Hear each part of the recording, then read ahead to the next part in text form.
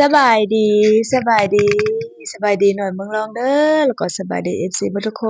นบ่ว่าลาวแล้วก็ไทยแล้วก็ต่างประเทศนำเด้อแล้วก็คนลาวคนไทยไปอยู่ต่างประเทศนำค่ะ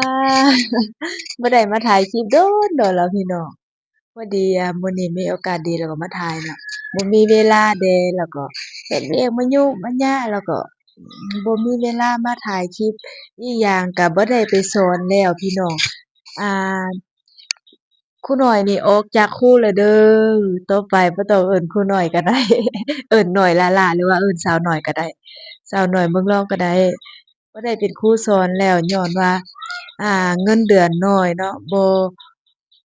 เงินเดือนน้อยหั้นแหละเป็นครูอาสาน่ะได้แต่เดือนหนึ่ง2,000ซื่อๆแล้วก็บ่กุ้มกินก็เลยว่าออกเนาะอีกอย่างก็เมื่อยแดอีกอย่างก็ครูน้อยก็เป็นแม่เลี้ยงเดี่ยวเดะแล้วก็ อืมเจียลูกไปๆมาๆรู้สึกว่าเมื่อยหลายเนาะขึ้นดอยลงดอยอะนะเวลาฝนตกก็ได้ไปได้ได้ขี่รถไปบ่ไปก็บ่ได้เนาะบ่ไปก็เพิ่นจิว่าให้ก็จำเป็นได้ไปหั้นแหละแล้วอีกอย่างก็เงินเดือนน้อยหั้นแหละบ่อนอันไปสอนก็อยู่ไกลเดะคือปีกายนี่นะน้ำอาบก็บ่มีลำบากแรง แล้วก็อีกอย่างก็เป็นดอยอีกได้ไปสอนอยู่เขตชนบทสอนบอนผู้ดอยอะนะลำบากพี่น้องลำบากกว่านั้นบ่มีแล้วอดทนที่สุดอดทนจนสุดขีดนะสอนมา6 ปีก็เลยตัดสินใจบางเทื่อแม่นเมื่อยจนรู้สึกว่าบ่ไหวนะร่างกายนะ เมื่อยเจียลูกเดะขับรถเดะมันต้องได้ใช้แรงนะอีกอย่างก็เป็นคนสุขภาพบ่ค่อยแข็งแรงเดะแล้วก็คนตัวน้อยอีกเนาะได้ใช้แรงหลายก็รู้สึกว่าเมื่อยหลายเจ็บเส้นบางเทื่อนะเจียลูกหลายน่ะใช้แรงเดะเจ็บเส้นหรือว่าไปตามทางนะบางเทื่อเราเป็นคนแพ้อากาศเนาะจะเป็นไอบ่เจ็บคอบ่มาปีตกมาปีนี้เนาะได้สอนบอนมอเขาเจ้าจัดไปสอนให้บอนมอนี่ก็สอนได้เดือนหนึ่งก็คิดไปคิดมาก็ท้อใจเนาะบ่ไหวก็เลยตัดสินใจออกจ้ะลาออกเลยบ่ได้แคร์บ่ได้สนใจเวียกหลักก็ยาแต่ว่าเดี๋ยวนี้เขาเจ้ามีโควตามาใหม่ได้เข้ารัฐปี2026นี้แต่ว่าในเมื่อเราตัดสินใจออกแล้วบ่อยากเป็นครูแล้วเนาะเพราะว่าเมื่อยพอแรงแล้วคิดแบบนั้น ก็เลยออกมาซะออกมาก็มาค้าขายอยู่บ้านเล็กๆน้อยๆตั้งตั้งร้านเล็กๆน้อยๆอยู่ขายอยู่กองเรือนนี่แหละเงินที่ได้มาก็ได้มาจาก FC นั่นแหละFC บางคนอีตนสงสารเราก็ปันเล็กๆน้อยๆเราก็เก็บๆๆๆแล้วก็มาตั้งร้านขายเครื่องก็ต้อง ขอขอบใจ FC หลายๆหมดทุกคนนั่นแหละเนาะแล้วก็ช่วงนี้แม่นบ่ได้เฮ็ดคลิปเลยบ่ได้ลงคลิปเลยมีแต่เฮ็ดคลิปสั้นนี่นะบ่ได้ออกไปไสแล้วก็บ่มีบอนถ่ายนะบ่มีธรรมชาติแบบเราได้ออกไปข้างนอกแล้วก็มีบอนถ่ายหลายหั้นมีแต่อยู่บอนเก่าอีกอย่างก็ยุ่งนำลูกแด่แล้วก็เราขายขนมแด่สมมุติว่าวันจันทร์ฮอดวันศุกร์จะมีเด็กน้อยเขาเจ้ามาซื้อขนมวันตอนเช้านะหรือว่าเวลาเขาเจ้าพักผ่อนนั่นน่ะแล้วก็บ่มีเวลาถ่ายคลิปบ่มีเวลาหยังเลยเพราะว่ามันวุ่นเซี่ยวเนาะเพราะว่าเราขายขนมเดะ เราขายขนมแล้วมันจะมีเด็กน้อยนี่นะเราอีถ่ายคลิปบ่ซังถ่ายมันนานหลายนะมันเสียวหลายขายเครื่องก็คือว่าแหละเนาะเราบ่มีต้นทุนบ่มีเงินเพียงพอขายก็ทำอิฐหั้นนี่มีแต่ลงทุนนั่น12,000,000กีบเนาะ12,000,000กีบเงินลาวก็ถืออยู่20,000เงินไทยตั้งร้านทำอิฐหั้นเปิดร้านทำอิฐหั้นน่ะมาเอาเครื่องมาขายหั้น ได้แต่เครื่องน้อยหนึ่งพี่น้องเพราะว่าเดี๋ยวนี้อิหยังก็แพงแล้วก็ซื้อได้แต่หน่วยเดียวแล้วก็กำไรก็คือว่าแลบ่ได้เนาะพี่น้องกำไรก็เข้าปากลูกแล้วก็หลานหมดเครื่องยังเหลือก็บ่มีหลายเนาะเราอยากได้เครื่องตัวใหม่มาขายอะนะเราบ่มีเงินเราก็เลยว่าจำเป็นเนาะจำเป็นเราอยากขายเครื่องเดะเพราะว่าเราก็มักการค้าขายเป็นแม่ค้าเนาะ แล้วไปเอาเครื่องอยู่ร้านเขาเจ้ามาขายก่อนได้เงินแล้วก็จึงไปส่งให้เขาทีนี้นะก็เลยว่าบ่บ่มีเงินเก็บได้หน่อยหนึ่งก็ได้ไปใช้คืนเขาแล้วก็เวลาเงินบ่แม่นเงินเวลาเครื่องหมดเราก็ได้ไปเอามาใหม่อีกก็ติดหนี้เขาเฮ็ดแบบนี้หมุนไปหมุนมาเนาะจนฮอดเดี๋ยวนี้ก็ขายเครื่องมาได้11เดือนปลายแล้วเดี๋ยวนี้ก็ยังติดหนี้อยู่ร้านเขาคือกันแต่ว่าเดี๋ยวนี้บ่ติดหลายแล้วบ่ติดหลายคือทำอิฐเราเปิดร้าน2-3เดือนแล้วนะติดหลายเนาะอีกอย่างก็ลูกก็กินหลายเด้แล้วก็มีหลานอีกมีหลาน3คนหลานน้อยอะนะกินขนมก็เก่งเก่ง แล้วก็มีน้องชายอีกน้องชายก็กินเก่งแล้วน้องชายก็ยังเข้าโรงเรียนอยู่อ่พ่อแม่ก็เฒ่าแล้วบางเทื่อก็พ่อแม่ไปจ้างบ่ไปจ้างได้เงินก็ให้น้องชายเติมน้ำมันเล็กๆน้อยๆซื้อกินเนาะเวลาไปโรงเรียนน่ะน้องชายก็16ปีปีนี้เนาะเรียนม6ปีนี้ปีหน้าก็17ปีก็จบม7ปีสุดท้ายแล้วไปเรียนอยู่โรงเรียนชนเผ่าเนาะน้องชายอะน่ะ ทุกมื้อนี่แม่นแม่ไปจ้างอยู่สวนบักแตงโมนี่นะมื้อหนึ่ง200,000กีบความจริงนี่ข้อยนี่นะบ่อยากให้แม่ไปเนาะแต่ว่าก็จำเป็นนั่นแหละบ่อยากให้ไปก็ต้องได้ไปนั่นแหละเพราะว่าบ่มีเงินจ่ายเด้บ่มีหยังเฮ็ดช่วงนี้น่ะปลูกบักแตงก็บ่เป็นกำลังเป็นมาหน่อยหนึ่งยังบ่ได้ขายเด้อเนาะเดี๋ยวสิพาไปเบิ่งสวนบักแตงพ่อเป็นคนเฮ็ดได้เพราะว่าพ่อเฮ็ดถึกช่วงยามหนาวอะน่ะได้เอาใจยามยามบักแตงอะน่ะช่วงนี้กำลังเฮ็ดข้าวยามร้อนเป็นมาหน่อยหนึ่งพอเป็นหมากแล้วเดี๋ยวนี้2-3มื้อก็สิได้กินบักแตงแล้วเป็นบักแตงยาวอะเนาะบักแตงสีเขียวยาวๆเขาเจ้าขายอยู่ตลาดอะนะอยู่นี่ราคาถูกถ้าเรานั่งไปนั่งขายอยู่ตลาดรู้สึกจะได้ขายดีอยู่โลหนึ่ง20,000บ่25,000ดาวสั่งขายนั่นเด้อเราขายส่งสิบ่ได้ราคาดีเนาะบางเทื่อแม่นขายเทื่อก็ยังอุกใจอะนะบ่มีเงินเพียงพอแล้วก็ไปเอาขนมอยู่ร้านเขามาขายก่อนขายได้เงินแล้วจึงเอาเงินไปใส่ต่อ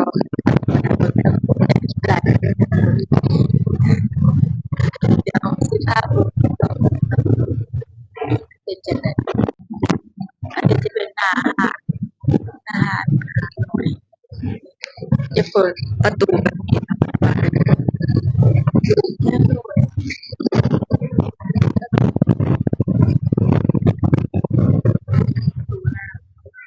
ญาติแต่ว่าเดี๋ยวนี้ลูกไม่ใหญ่แล้วได้2ปี3ปีแล้วเราสร้างลูกเองโอ้เองแล้วเนาะนางหาแล้วก็นางบ้านนี้ช่วงนี้แม่นดอกไม้หรือว่าไม้มะม่วงที่สามกำลังออกดอกออกใบใหม่เต็มที่เหลืองนี่เป็นขนาดนั้นพี่น้องเป็นใบไม้กี่เล็กทุกมื้อกวาดแต่ใบใหม่นี่แหละเพราะว่ามันหล่นแล้วก็ลมพัดมาทางหน้านี่นะเต็มแต่ใบใหม่นี่สิประมาณนี้นะอยู่ทางใต้แม่นสวนมักแตงโมว้าสวนมักแตงโมก็งามๆเลยเดี๋ยวสิพาไปเบิ่งสวนมักแตงโมก่อนอันนี้จะเป็นเหล้าขาวเด้อพี่น้องเหล้าขาวชนเผ่าเราจะเฮ็ดแบบนี้หมดนี่ข้างหลังนี่ก็เป็นเรือนอ้ายบ่แดดกำลังออกอันนี้เรือนเราอยู่หั้นหลังคาก็รั่วหมดแล้วพี่น้องเรือนนั่นน่ะฝนตกมาแม่นรั่วน้ำตกเข้าอยู่ในเรือนเต็มหมดอืมยังแม่นเรือนเก่าเรือนใหม่อยู่เนาะแบบดั้งเดิมนะแต่ก่อนมันเฮ็ดอยู่นี่เนาะสวนมักแตงอะนะ แต่ว่าเดี๋ยวนี้แม่นบ่เห็นแล้วมันเฮ็ดหลายปีแล้วบ่งามอืมดินว่างเปล่าเอาไว้ปีหน้าจั่งเฮ็ดกกมักม่วงอะมันกำลังเป็นดอกปีนี้ปีกายมีหมากลำไยเดะปีนี้บ่มีแล้วอ้ายตัดย้านทับใส่เรือนตัวเองน่ะกกนี่น่ะเป็นหมากดกๆหนาๆได้อยู่เทิงนี่ก็แม่นต้นไม้ขี้เหล็กแล้วก็สวนยางตรงนั้นสวนยางเขาเนี่ยกำลังออกใบงามแต่ก่อนแม่นเลี้ยงหมูเนาะเดี๋ยวนี้บ่มีหมูแล้วพี่น้องหมูตายหมดเป็นพญาติตายหมดนี่เอาแก๊สมาวางใส่แบบนี้นี่เต็มแต่แก๊สบ่มีหมูเลี้ยงแล้วนี่คือสวนมะแตงพอนะกำลังเป็นดอกหลายๆเลยพี่น้องนี่เอออันนี้ บ่ค่อยงามปานใดเนาะมันตายก็เลยเอามักถั่วมาปลูกใส่นี่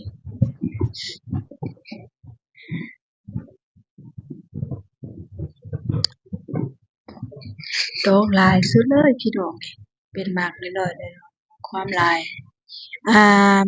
วิธีเฮ็ดแม่นจะเฮ็ดแบบนี้เนาะเอาไม้มาแปะใส่แบบนี้เฮ็ดเป็นนานแล้วก็เอาโถน้ำวางใส่อยู่ครึ่งกลางนี่เอาเครื่องปรุงเวลาเอาสิเอาน้ำใส่โต้น้ำใส่ก็เอาโถยัดใส่อยู่โถนี่โถดำนี่เนาะมันก็เราบ่ได้รดน้ำเองนี่ทางนี้มันปลูกก่อนนี่ปลูกมักถั่วเด้อยู่ทางเทิงนั่นน่ะ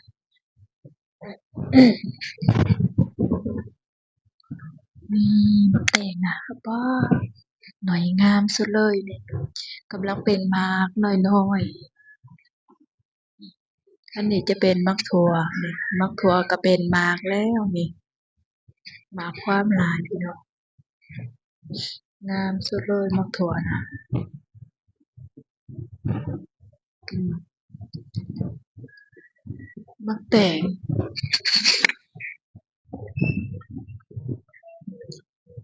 ว้าย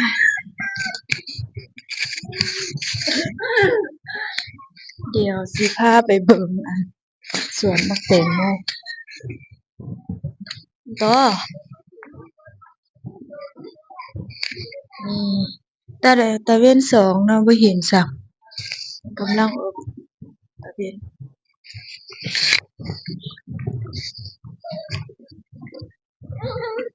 ลูกไผ่ว่ะนำมา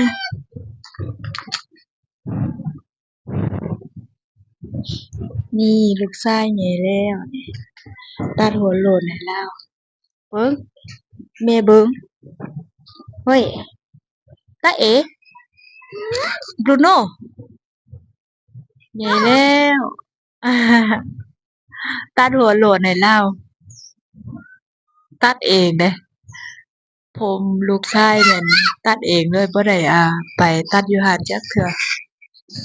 แต่ก่อนแม่นตัดหล่อๆให้เลาเดี๋ยวนี้มันผมยาวไกลก็เลยว่าตัดสั้นหัวโล้นให้ซะนี่ปากก็เก่งอืมเอ้มันเว้าภาษาเนาะเพราะว่าเขายังบ่ได้สอนภาษาลาวให้นี่อืมเลากำลังเรียนปากนำเรา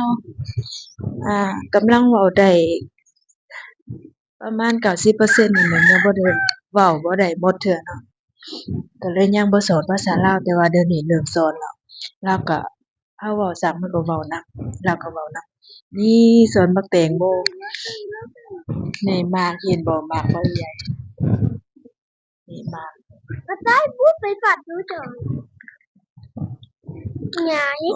งานสุดแล้วปีนี้เขาเจ้าเร่งใส่ปุ๋ยเนาะเพราะว่า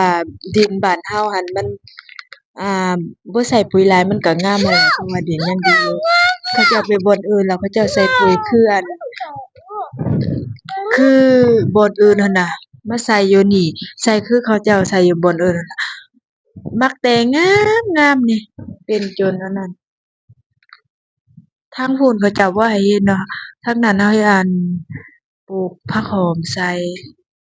เดี๋ยวนี้โลกผักหอมแล้วเดี๋ยวนี้มีแต่บ่นี้ไปฮอดอยู่พู้นสุดเส้นทางพู้นนี่เห็นบ่โรงงานมันต้นพู้นนี่ช่วงนี้เขาเจ้ากำลังขายมันต้นอยู่ทางนั้นเขาเจ้าปลูกอ้อยส่วนหลายเป็นคนชนเผ่าอาคาเนาะเขาเจ้าเฮ็ดอ้อยน่ะเฮ็ดหลายที่สุดเลยนี่ตัดก็ยังบ่หมดบางบอนตัดบ่อันนั้นบ่ทันจนออกดอกแก่มาแล้วน่ะอันนี้จะเป็นเถียงนานี่ปาบักแตงเขียวงามสุด สบายดีเด้อสบายดีอะไรเด้อสบายดี FC เด้ออืมฟักหลายเทว่าเว้าหลายเทว่าไทยนี่ก็ต้องขอขอบใจ FC หมดทุกคนหลายๆเด้อแหฝากให้กำลังใจแด้แล้วก็กดไลค์กดแชร์ให้เด้อให้พี่ข้อยเด้อบ๊ายบายลาพี่ลาน้องไปก่อนส่ำนี้ก่อนเด้อบ๊ายบายเจอกันคลิปหน้าเด้อ